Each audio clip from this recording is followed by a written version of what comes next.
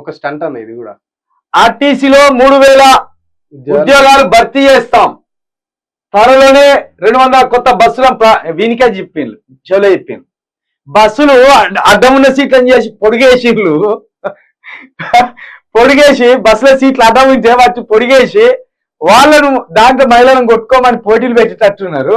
వీని చెవుల పునః ప్రాకరణ పిలిచి మళ్ళీగా 200 కొత్త బస్సులు ఎత్తాను, పేపర్లు రాసుకరా అని నీకు ఒక్కడికే చెప్పిల్లారా?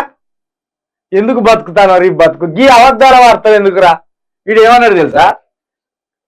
కేసీఆర్ మళ్ళా గెలిస్తే ఆర్టీసీ కథం చేస్తాడు, ఎలక్ట్రో బస్సులు వస్తాయి, మెగా కృష్ణారెడ్డి ఎలక్ట్రో బస్సులు తేబోతుండు, ఇక వాడికి వచ్చిందే ఛార్జీ, మనం ఇచ్చిందే డబ్బులు, మొత్తం మన జేబులు చిల్లు పడిపోతాయి అన్నాడు.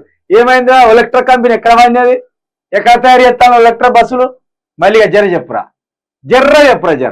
మెగా కృష్ణారెడ్డి దగ్గర 5 కోట్లు తీసుకొచ్చుకున్న దొంగలే నువ్వు. మెగా కృష్ణారెడ్డి దగ్గర 5 కోట్లు తెచ్చుకున్నాడు, కథం క్యాబిన్ లో పెట్టుకున్నాడు, కథం ఇక క్యాబిన్ కు తాళం వేసుకున్నాడు. ఇక పొద్దున మేము పోయి వార్తలు చదువుదామంటే ఏంది తాళం వేసి ఉండేది క్యాబిన్ కంటే, రాత్రి మెగా కృష్ణారెడ్డి దగ్గర 5 కోట్లు తెచ్చుకున్నాడు, అది లోపల పెట్టుకున్నాడు, తాళం వేసుకొని తాళం చేసి పట్టుకొని పోయినా. అర్రే దొంగ, ఇట్లా ఎన్ని కోట్లు? ఇంకా ఎలక్ట్రో బస్సులు వస్తారైనా? ఎలక్ట్రో బస్సులు ఎక్కడారా? 200 బస్సులు ఎక్కడ తయారు చేస్తానో చెప్పురా చేయరా? కొనుకొస్తానులా కొట్టేసుకొస్తానులా? వీటిని కొనుకొచ్చినా అయితేనేమో ఎక్కడనో ఒక కథ తయారు చేస్తారు. ఇప్పుడు ల్యాండ్ రోవర్ లో పెద్ద ఇష్యూ చేసి కేసీఆర్ ల్యాండ్ రోవర్ కి సంబంధించి ఏది మన బుల్లెట్ ప్రూఫ్ తయారు చేద్దామని అక్కడ పెడితే దాచిపెట్టిండ్లు, అక్కడ దొంగతనం చేసి రాజమండ్రి దగ్గర.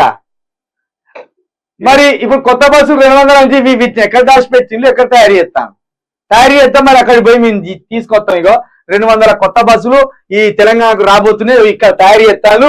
ఇగో ఇక్కడ మంత్రి గారు పొన్నం ప్రభాకర్ గారు మల్లిగానికి చెప్పిండ్రు, మల్లి గారు వార్త రాసుకొచ్చిండు, ఈ వార్తను పట్టుకొని మేము తయారు చేసే దుకాణం దగ్గరికి వచ్చినాం అని చెప్తాం. ఈ వార్త మళ్ళీ వేరే దాంట్లో లేదు. ఈ వార్త ఎక్కడన్నా ఉందా? అదిరా మల్లిగా ఎక్కడన్నా? నీ బతుకులకైతే